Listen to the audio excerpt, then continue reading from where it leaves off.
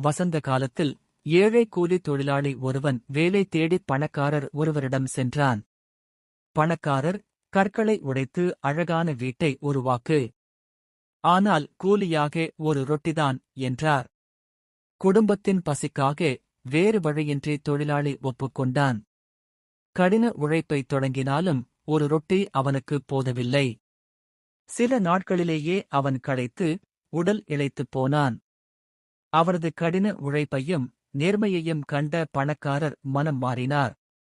அவர் தொழிலாளியை அழைத்து, இங்கேயே இரு. உனக்கு நல்ல உணவும் கூடுதல் கூலியும் தருகிறேன் என்றார். மகிழ்ச்சி அடைந்த தொழிலாளி புதிய உற்சாகத்துடன் வேலை செய்து அழகான வீட்டை கட்டி முடித்தான். பிறகு தனது குடும்பத்துடன் அந்த வீட்டிலேயே மகிழ்ச்சியாக வாழ்ந்தான். நீதி, உழைப்புக்குரிய உண்மையான மதிப்பை உலகம் எப்போதும் அங்கீகரிக்கும். மேலும் பல மகிழ்ச்சியான காணொளிகளுக்கு எனது சேனலை தொடரவும் சப்ஸ்கிரைப் செய்யவும்.